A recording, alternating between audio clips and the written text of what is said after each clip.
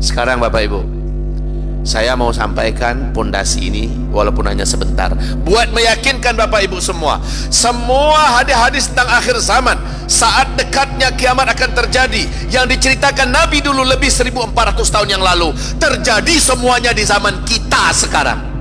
Di zaman kita ini terjadi semuanya sekarang. Tapi sayang ya, keyakinan kita, efek yang terjadi tidak seteguh, sehebat dan sekuat para sahabat. Kenapa? Jawabannya karena kita tidak tahu. Beda Pak, kalau orang sudah tahu beda. Saat malaikat Jibril menyamar, menjelma dalam wujud seorang lelaki yang sangat tampan, dengan jubah putih yang bersih, rambut ikal yang rapi tersisir dengan indah, baunya wangi. Dia datang ke tengah-tengah Rasulullah saat sedang dikelilingi oleh para sahabat. Tiba-tiba dengan sangat akrab dia langsung duduk tepat di depan Nabi Sallallahu Alaihi Wasallam. Padahal wujud malaikat Jibril sebagai bentuk manusia ini tidak ada satupun sahabat yang kenal dengan beliau. Langsung dengan sangat percaya diri, setelah dia tempelkan kedua lututnya ke kedua lutut Nabi Sallallahu Alaihi Wasallam, dan dia meletakkan kedua telapak tangannya di atas kedua paha Nabi Sallallahu Alaihi Wasallam. Matanya menatap kepada mata Nabi Sallallahu Alaihi Wasallam, langsung bertanya, "Wahai Muhammad, kabarkanlah kepadaku, apa iman itu?" Disitulah Nabi menjawab dengan rukun iman yang 6. Akhirnya sepakat seluruh ulama Ahlus Sunnah wal Jamaah mengatakan hadis ini dalil tentang rukun iman, rukun Islam dan seterusnya. Setelah Nabi menjawab dengan rukun iman yang 6, malaikat Jibril berkata, "Shadaqta, jawaban engkau benar." Apa kata Umar bin Khattab? Kami merasa heran dengan orang ini, karena sahabat-sahabat tak tahu ya kalau ini adalah malaikat. Kami merasa heran dengan orang ini. Dia yang datang, dia yang bertanya, dijawab Nabi, dia pula yang membenarkan. Apa maunya orang ini? Siapa sebenarnya orang ini? Setelah itu dia bertanya lagi dengan pertanyaan kedua, apa itu Islam? Kabarkan kepadaku, apa itu Islam? Maka Nabi pun menjawab dengan rukun Islam yang 5. Setelah Nabi menjawab sekali lagi, dia berkata, "Shadaqta, yang ini juga benar." Terus dia bertanya, apa itu ihsan? Maka Nabi menjawab, ihsan itu adalah an ta'budallah ka'annaka tarah. Engkau beribadah dalam hidupmu di dunia ini seolah-olah saat ini engkau sedang langsung melihat Allah. Jadi bayangkan kalau kita beribadah sementara kita sedang langsung melihat Allah di depan kita, pasti ibadahnya ibadah yang paling sempurna. Fa in lam takun tarah fa innahu yaraka. Bila engkau belum sampai ke tingkat itu, di mana kita beribadah sementara kita merasa betul sedang melihat Allah, bila belum sampai ke tingkat itu, fa innahu yarak, maka engkau membayangkan engkau sedang beribadah kepada Allah sementara Allah sedang melihat kepadamu. Itu yang ihsan. Itu adalah peringkat iman tertinggi, ihsan. Setelah Nabi menjawab demikian, malaikat Jibril bertanya lagi dengan pertanyaan penutup, mata sa'ah, kapan kiamat? Kenapa malaikat Jibril bertanya dengan kapan kiamat? Karena salah satu ceramah unggulan Nabi adalah tentang masalah dekatnya kiamat. Udah sangat dekat kiamat. Nabi bakar terus keyakinan para sahabat dekatnya kiamat. Nabi ceritakan berbagai hal yang terjadi tentang kiamat, sehingga para sahabat itu sangat yakin bahwa kiamat akan terjadi di masa mereka. sangat yakin. Dan ini dampaknya positif bagi para sahabat, karena keyakinan mereka yang penuh dan bulat bahwa kiamat itu tak lama lagi, positif sekali. Mereka seluruhnya saling berpacu, berlomba-lomba memenangkan dunia untuk mendapatkan akhirat. Mereka ingin menangkan dunia ini untuk mendapatkan akhirat. Dampaknya hebat, Pak. Agama Allah begitu melaju dengan cepat karena seluruh sahabat full energi, ya, totality. Mereka memenangkan, memperjuangkan agama ini dengan segala yang mereka punya, dengan segala yang mereka dapatkan di dunia. Sebab apa?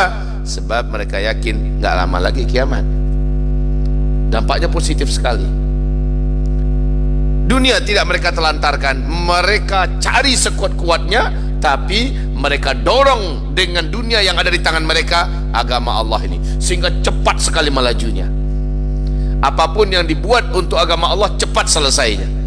Maka kemenangan agama Allah di masa Rasul dan para sahabat sebentar saja, Pak.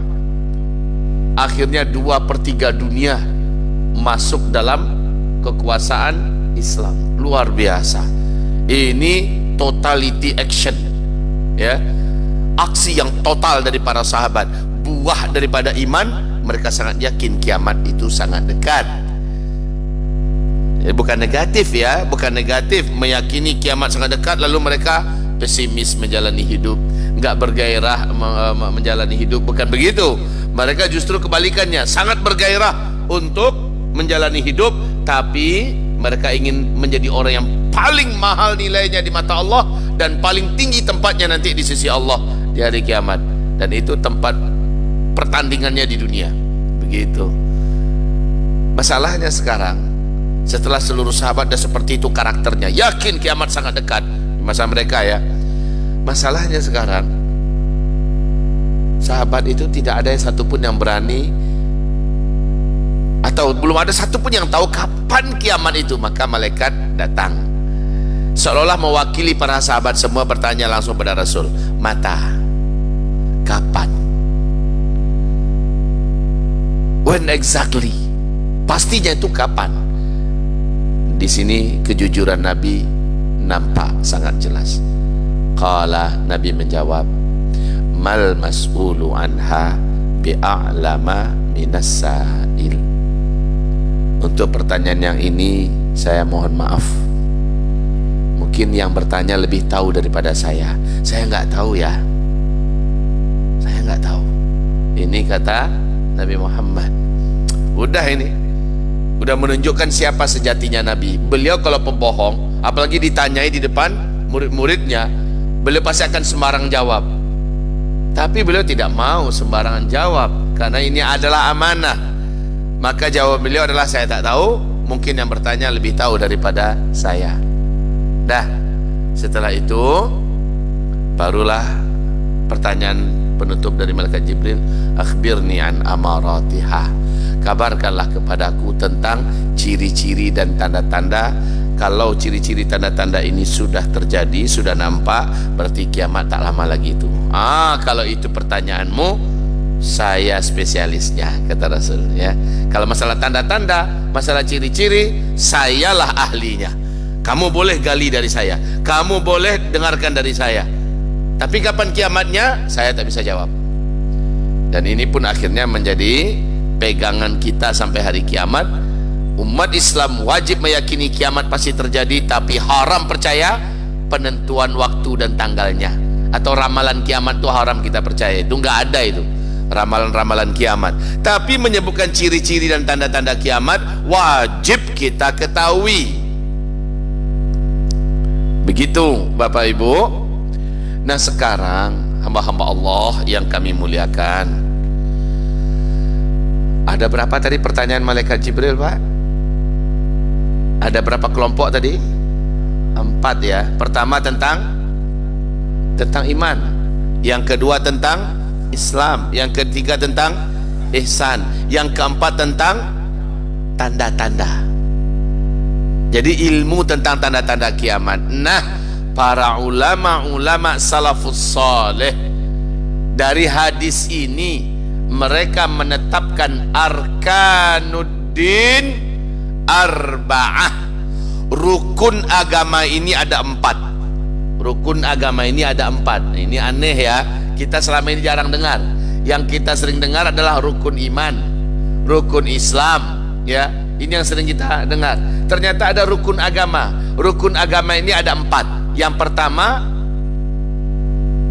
iman, yang kedua Islam, yang ketiga ihsan, yang keempat ilmu tentang tanda-tanda kiamat. Ini rukun agama.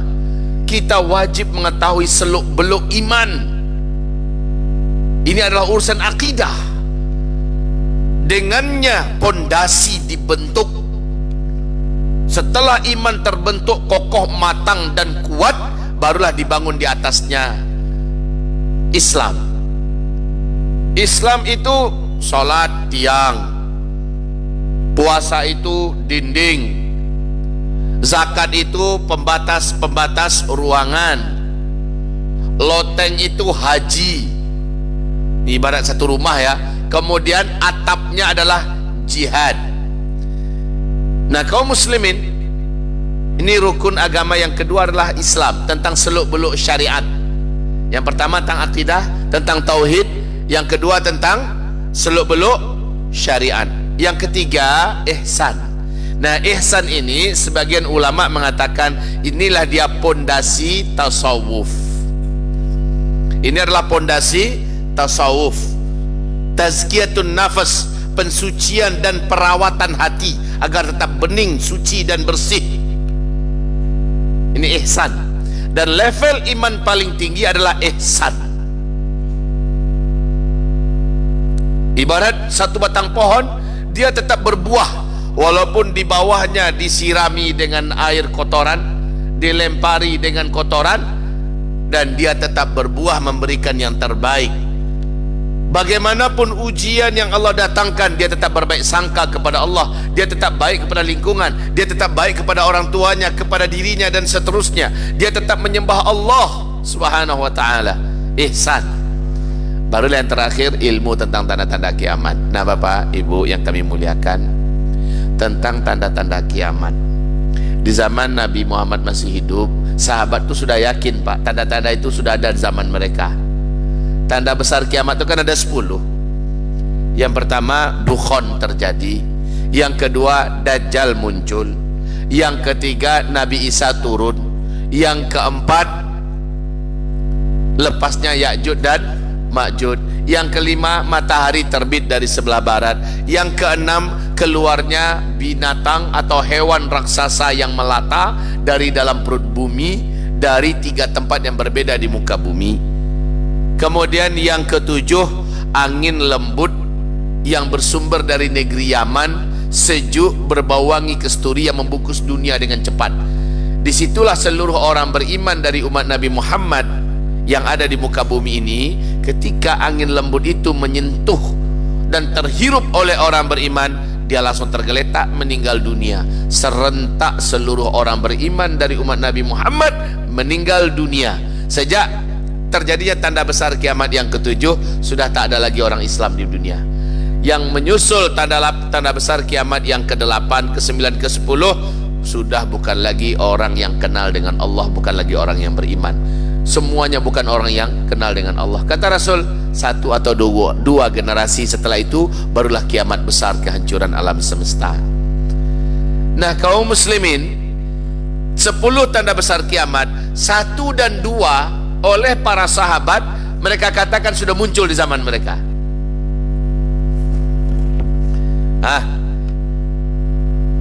Kajian tentang akhir zaman kita ini, ada komunitas yang mengatakan itu kajian cocokologi, main cocok-cocokan katanya, ya, cocokologi. Itu apa itu Ustaz tuh? Maksain dalil dengan apa yang nampak sekarang. Itu nggak boleh katanya. Lah kalau begitu para sahabat saja, masih hidup loh Nabi, para sahabat saja sudah ada yang meyakini tanda besar kiamat pertama dan kedua sudah terjadi. Apa contoh? Contohnya di zaman Nabi kan ada seorang lelaki yang tidak pernah mau gabung dengan Nabi Muhammad, tak pernah mau disapa oleh para sahabat. Dia kerjanya dari jauh mengintai-intai dan memata-matai terus. Namanya adalah Ibnu Sayyad. Secara ciri-ciri fisik agak mirip dengan Dajjal. Secara kemampuan dia juga unik dan aneh. Gimana kemampuannya? Pertama, nggak bisa didekati. Yang kedua, tidak ada satu pun yang bisa menyakitinya. Yang ketiga, dia memiliki kecepatan perpindahan yang tidak masuk akal, Pak. Kayak film Tom and Jerry gitu. Ya, bisa berpindah begitu cepat sekali. Ibnu Sayyad ini, saat Nabi Muhammad dengan Umar bin Khattab lagi ngobrol-ngobrol di luar dekat dengan kebun kurma, nah mata Rasulullah dan Umar bin Khattab melihat ada Ibnu Sayyad lagi mengintai dari balik batang pohon kurma. Sebentar pindah ke batang yang lain dengan kecepatan yang kayak hantu, pindah-pindah dia, dilihat pindah lagi. Lalu Umar bin Khattab, kita tahu temperamen Umar bin Khattab ya, langsung menghunus pedangnya yang besar itu, dan dia minta izin pada Rasulullah. Ya Rasul, izinkan saya. Kata Rasulullah, mau ngapain? Saya akan bunuh, itu adalah Dajjal. Saya bunuh Dajjal itu. Nah, wahai Bapak Ibu, coba lihat sekelas Umar saja yang tingkat kecerdasannya, kata Nabi, kalau ada orang yang berhak lagi menjadi nabi setelahku, Umar yang paling berhak menjadi nabi. Saking cerdasnya dia, analisanya tepat, perhitungannya mantap, kebijaksanaannya tingkat level 1 ya. Sekarang dia yakin Ibnu Sayyad itu adalah Dajjal, padahal Dajjal itu tanda besar kiamat nomor 2. Apakah Nabi membantah keyakinan Umar ini? Tidak. Nabi hanya bilang begini kepada Umar, kalau dia memang adalah Dajjal, maka pasti kamu tak bisa menandinginya. Dia bukan lawan kamu, bukan kamu orang yang bisa mengalahkannya. Tapi kalau dia bukan Dajjal, akhirnya kamu bisa membunuhnya, apa guna kamu bunuh orang gak karuan? Itu kata Rasulullah. Coba Pak ya, Rasulullah tidak main patah arangkan gitu, enggak. Umar, Dajjal itu nanti di akhir zaman, bukan sekarang. Enggak kayak gitu bahasa Nabi. Tapi Nabi berkata, kalau dia Dajjal kamu tak bisa melawannya. Kalau dia bukan Dajjal, untuk apa kamu bunuh orang tanpa alasan? Dan ini menjadikan Umar bin Khattab, saat Nabi sudah meninggal, Abu Bakar sudah meninggal, Umar juga akan meninggal. Hari-hari menjelang meninggalnya, Umar masih bersumpah, demi Allah saya sangat yakin Ibnu Sayyad itu adalah Dajjal. Dajjal itu tanda besar kiamat yang kedua. Dan keyakinan Umar ini juga diyakini oleh Bunda Aisyah. Bunda Aisyah juga sangat yakin dan percaya bahwa Ibnu Sayyad adalah Dajjal. Bunda Sofiyah juga sangat yakin Ibnu Sayyad adalah Dajjal. Ubay bin Ka'ab. Tidak sedikit para sahabat yang yakin bahwa itu adalah Dajjal. Baik, ini kalau kita lihat Pak, bagaimana ilmu cocokologi yang dikatakan oleh komunitas zaman sekarang menyamakan hadis dengan apa yang nampak, itu nggak boleh. Bukankah tugas ketika disampaikan tanda-tanda akhir zaman, lalu kita mencoba mencocokkan, ini mirip dengan hadis, kayaknya inilah dia, boleh. Kenapa begitu? Ini kelas sahabat loh. Tidak sedikit para sahabat yang mencocok-cocokkan Ibnu Sayyad dengan hadis tentang Dajjal. Itu contoh. Kalau ini tak boleh, tentulah Nabi akan mengatakan, sesat engkau wahai Umar, nggak boleh kamu kayak gitu. Pasti Nabi akan luruskan Pak. Berarti itu boleh mencocok-cocokkan. Contoh yang kedua, Dukhan. Dukhan tanda besar kiamat yang keberapa tadi? Pertama, yaitu hantaman meteor dari ruang angkasa yang menabrak bumi dan akhirnya menimbulkan dukhan. Dukhan adalah kabut debu yang bersatu dengan asap, teramat sangat tebal membungkus bumi sehingga bumi gelap gulita segelap-gelapnya selama 40 hari 40 malam. Itu dukhan. Orang tak bisa lagi membedakan kapan siang dan kapan malam. Orang tak bisa menentukan waktu-waktu sholat, saking tebalnya dukhan itu. Tetapi di zaman Nabi Muhammad, Abdullah ibnu Abbas, ini sahabat Nabi, sahabat junior ya, Abdullah ibnu Abbas, beliau ketika mendengar berita bahwa ada pecahan batu bintang atau meteorit ya, yang sedang melesat, meteor asteroid menuju bumi, saat itu dia berkata, Di pagi harinya dia berkata, saudara-saudara, murid-muridku sekalian, semalaman suntuk saya tak bisa tidur. Kenapa? Kata murid-muridnya kepada Ibnu Abbas, karena kemarin sudah ada meteor melesat menuju bumi. Saya pikir malam itu dan hari ini kita akan mulai menjalani dukhon hari pertama. Coba lihat Bapak, sekelas sahabat Ibnu Abbas yang keilmuannya tidak perlu diragukan lagi, beliau melihat adanya perkiraan hadis Nabi tentang dukhon dengan fenomena alam yang nampak, lalu dicocokkan, dia menyangka itulah yang akan menjadi dukhon. Dan itu tidak ada yang menyalahkan. Semalaman suntuk dia tak bisa tidur. Ngapain beliau? Istighfar, berdoa, menangis, mohon perlindungan, keselamatan kepada Allah Subhanahu wa taala. Berarti mencocokkan hadis tanda-tanda akhir zaman dengan fenomena alam yang nampak tentang akhir zaman boleh. Ini adalah amalan para salafus saleh. Maka kelompok komunitas yang mengatakan cocokologi, mereka sebenarnya sudah menentang karakter keyakinan generasi yang termulia yang diciptakan Nabi Muhammad sallallahu alaihi wasallam. Begitu ya Pak. Nah, permasalahan sekarang yang mau saya giring kepada Bapak Ibu semua, ternyata semua tanda-tanda yang Nabi ceritakan tentang akhir zaman itu sebagian kecil baru yang terjadi di zaman para sahabat. Walaupun begitu, para sahabat sudah sangat yakin kiamatnya terjadinya di zaman mereka, lalu berbuah kepada hebatnya amalan mereka. Mereka kalau diajak berinfak, Pak, enggak tanggung-tanggung. Kalau dipanggil oleh Rasulullah, ayo Bapak Ibu, sekarang kita kumpulkan harta kita, enggak tanggung-tanggung mereka. Bapak dengar bagaimana Utsman bin Affan, 10.000 pasukan yang dikirimkan untuk berperang, donatur utamanya beliau Pak. Mulai dari kendaraan perang, perlengkapan perang, persenjataan, ya Allah, amunisinya, Utsman bin Affan. Allah. Mungkin Bapak Ibu mendengar bagaimana para sahabat ketika diundang oleh Rasulullah, mari kita berinfak sekarang untuk agama Allah. Apa kata Sa'ad bin Abi Waqqas, saya menginfakkan 1/sekian% harta saya. 1/4. Datang Utsman bin Affan, saya 1/3 dari total harta saya infakkan. 1/3 Pak, 1/3. Datang Umar bin Khattab, saya 1/2 dari harta saya. Datang Abu Bakar As-Siddiq, saya seluruh harta saya ya Rasulullah. Ini kenapa mereka berani macam ini? Karena mereka sangat yakin udah mau kiamat kok. Ya, udah mau kiamat.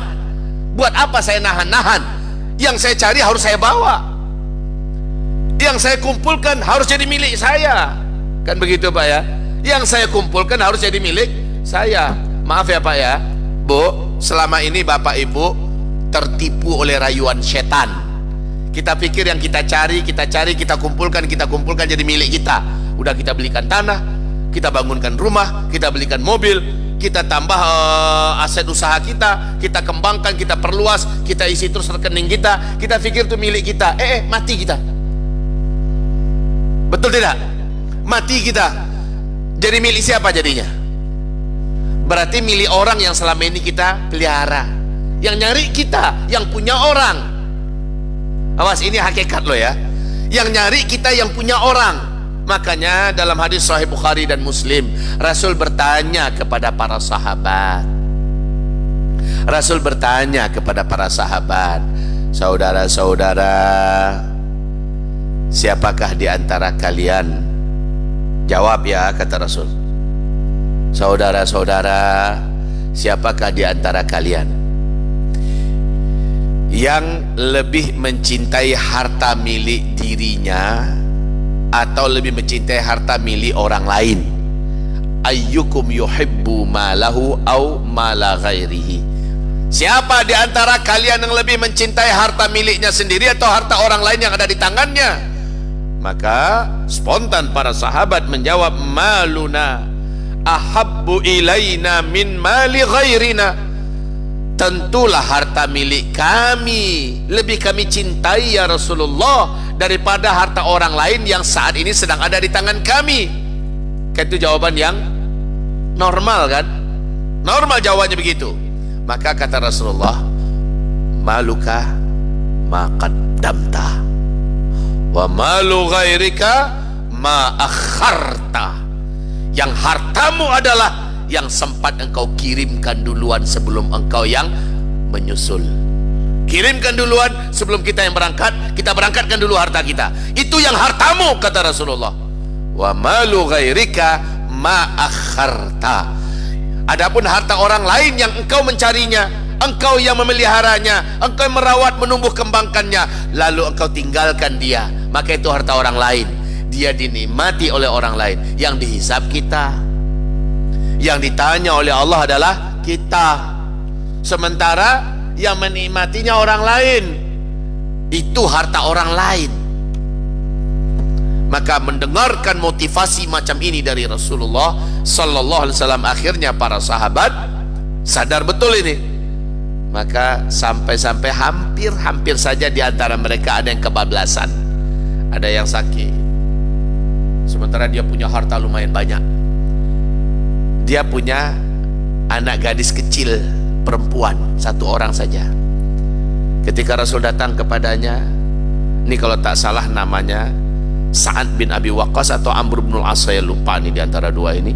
Ketika Rasulullah datang kepadanya, gimana keadaanmu? Kata Rasul, ya Rasul, laqad balaghaniyal waja'u ma balagh. Telah sampai kepada saya sakit ini ke puncaknya ya Rasulullah. Mungkin saja saya tak lama lagi ini. Lalu kata Rasul, ya Rasulullah, boleh enggak saya berwasiat, saya ingin sedekahkan seluruh harta saya untuk agama Allah. Jadi sebelum beliau meninggal, beliau ingin kirim dulu harta pencariannya sebelum dia yang menyusul. Boleh enggak ya Rasul? Seluruhnya. Kata Rasul, kamu punya anak kan? Iya, masih kecil. Iya ya Rasulullah. Tak boleh seluruhnya, kata Nabi. Ah, kalau begitu setengahnya ya Rasul. Tidak boleh, itu masih banyak. Kalau sepertiganya ya Rasulullah, itu maksimal, kata Rasul. Boleh kamu berangkatkan hartamu sebelum engkau sepertiganya. Wasiatkan untuk disedekahkan, diwakafkan sepertiga, karena dia masih punya anak kecil.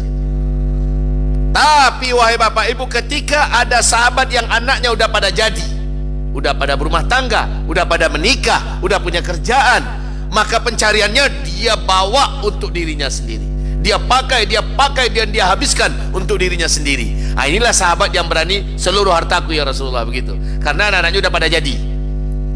Allah biman jadi lah berumah tangga saudaranya. Masalah anaknya kaya, sudah bersuami ya, atau anaknya miskin tapi sudah berumah tangga dan beristri, itu urusan mereka pula. Carilah rezeki oleh kalian sendiri. Pencarian saya harus saya nikmati. Itu prinsip para sahabat. Kenapa? Sekali lagi, mereka yakin sudah sangat dekat kehancuran alam semesta ini. Jadi apa yang mereka cari harus mereka dapatkan. Ini Pak. Nah, tentang bahwa waktu kita dari tanda-tanda akhir zaman itu ternyata sudah sangat dekat, sangat dekat. Itu nampak seluruhnya di zaman kita. Bapak Ibu boleh bertanya kepada saya malam hari ini, mana yang tidak ada tanda akhir zamannya? Semuanya tanda akhir zaman. Hah? Bapak Ibu, di masjid kita ini sudah pernah ada pengajian tentang akhir zaman? Sudah? Siapa yang menyampaikan? Ustaz Rahmat Baikuni. Beliau membahasnya dari awal apa tidak? Hah? Enggak ya? Jangan-jangan beliau pembahasannya konspirasi akhir zaman. Saya khawatirnya beliau langsung membahas masalah di pembahasan yang sifatnya sudah cabang-cabang, enggak yang dari asal, enggak yang dari pondasi. Mestinya disampaikan dari pondasi, karena itu pembahasan pertama, ya kan? Kalau pembahasan pertama baru diuraikan dari pondasi. Nah sekarang Bapak Ibu, saya menyampaikan dari pondasi tapi belum mulai, ini baru pengantar, malah baru bertanya saya, udah apa belum? Kata Bapak sudah. Siapa itu? Ustaz Rahmat Baikuni. Ustaz Rahmat Baikuni, beliau spesialis tentang akhir zaman, tetapi akhir-akhir ini beliau banyak menyampaikan konspirasi tentang akhir zaman. Dan ini belum akan menumbuhkan pondasi yang kokoh. Sementara seharusnya penyampaian pertama kepada Bapak Ibu adalah pondasi tentang tanda-tanda akhir zaman. Itu dulu. Kita waktu Isya kita masuk jam berapa? Berarti 2 menit lagi. 7 menit. Sekarang Bapak Ibu, saya mau sampaikan pondasi ini walaupun hanya sebentar, buat meyakinkan Bapak Ibu semua hadis-hadis tentang akhir zaman, saat dekatnya kiamat akan terjadi, yang diceritakan Nabi dulu lebih 1400 tahun yang lalu, terjadi semuanya di zaman kita sekarang. Zaman kita ini terjadi semuanya sekarang. Tapi sayang ya, keyakinan kita, efek yang terjadi tidak seteguh, sehebat dan sekuat para sahabat. Kenapa? Jawabannya karena kita tidak tahu. Beda Pak, kalau orang sudah tahu beda. Saya pernah 2016 diundang oleh sebuah keluarga yang kayanya itu nggak karu-karuan kayanya Pak. Kayanya itu nggak karu-karuan, rumahnya aja kayak istana. Saat saya masuk ngaji di sana, mereka nangis. Lalu setelah itu mereka berkata, kami selama ini mudah betul mau kemana. Kami mau makan siang ke Singapura, kami terbang ke Singapura, pergi makan siang aja. Kami mau pergi beli sarung bantal, kami terbang ke London. Dekat aja dunia ini bagi mereka Pak. Uang itu kayak nggak ada lagi nilainya sama mereka, saking kayanya, kaya melintir. Tapi apa kata keluarga itu, demi Allah, dengan mendengarkan pengajian ini kami sadar sekarang, ya, kami pasti akan merubah cara dan pola hidup kami.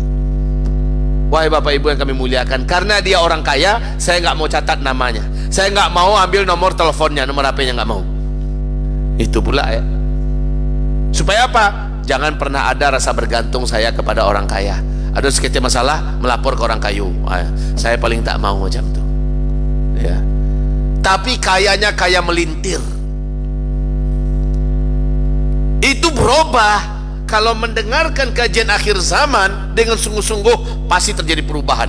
Dan perubahan yang macam ini terjadi kepada seluruh para sahabat Nabi, yang menyebabkan mereka totality dalam beramal, mereka total dalam berbuat. Mereka tidak meremehkan dunia Pak, tetap dunia digenggamnya, dunia tetap dipegangnya, tapi dia jadikan dunia sebagai motor atau kendaraannya atau mesinnya buat menuju akhirat. Itu yang terjadi, dan itu yang harus saya sampaikan. Nah sekarang Bapak Ibu, mengingat kata Bapak Ibu tadi, pernah ada yang masuk kemari yaitu Ustaz Rahmat Baikuni, ternyata tak pula begitu dipastikan disposisi mana tanda-tanda akhir zaman itu yang sudah terjadi. Artinya dari pondasi tidak ada. Saya mau sampaikan sekarang. Kira-kira Bapak Ibu bisa bersabar nggak habis Isya nanti kita lanjut? Nah begitu. Ini pengajian terakhir saya untuk malam hari ini. Bukan terakhir untuk dalam hidup saya ya. Memang besok rencana jam 4 subuh kami sudah bergerak menuju ke kota Payakumbuh. Jam 4 subuh Pak, dah gini doh. Tak kajilah Pak minum kau. Bapak Ibu yang kami muliakan, saya ingin Bapak dan Ibu mengalami perubahan yang sangat hebat setelah mendengarkan kajian tentang akhir zaman.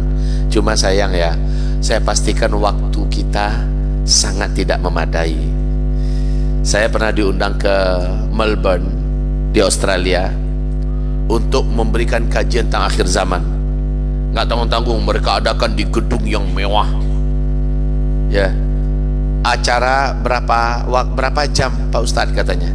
Saya katakan saya butuh 2 hari kalau mau total. 2 hari, dari jam berapa ke jam berapa tuh Ustadz? Saya minta paling tidak kita start jam 8, selesai jam 5 sore. Ya, itu. Kemudian, wah nggak ada yang sanggup itu, maka jangan minta. Mereka kan permintaannya, sampaikan kepada kami materi akhir zaman secara penuh, full, nggak ada yang tertinggal. Maka saya katakan 2 hari. Pada akhirnya mereka sanggupi Pak. Saya pun berangkat ke sana. Hari pertama gedung itu masih ada beberapa kursi yang jadi kayak gedung Athena itu ya. Teman pakai ini full AC. masih ada beberapa kursi yang belum terisi. Rata-rata udah penuh lah, tapi masih ada yang kosong. Besoknya Pak, membludak, nggak muat lagi tempat. Ternyata yang udah datang ngajak kawan-kawannya, rugi kamu tak datang, rugi kamu tak datang. Ya, datang semuanya. 2 hari Pak, ternyata nggak sampai jam 5, sampai maghrib. Hari keduanya hampir isya selesainya. Ini penyampaian akhir zaman itu nggak sebentar.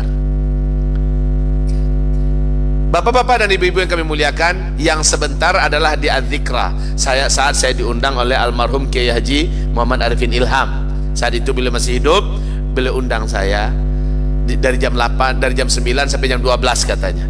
Dan beliau gunakan jaringannya mengundang jamaah. Ya.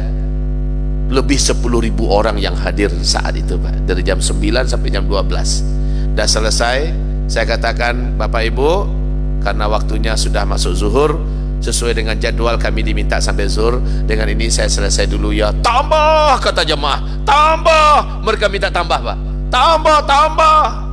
Akhirnya Kiai Haji Muhammad Arifin Ilham bilang, Bang, tambahlah sedikit habis zuhur nanti. Oke. Memuliakan beliau, kita tambah. Ternyata bablas Pak sampai asar. Sampai asar. Jemaah itu nggak ada yang mau meninggalkan tempat Pak. Mereka hening semua mendengarkan. Ini energi yang terkandung dalam kajian akhir zaman ya. Semuanya bagaikan terhipnotis. Mereka mendengar. Karena kita jelas nih ayatnya, di hadisnya, di faktanya. Ini ayatnya, di hadisnya, di faktanya.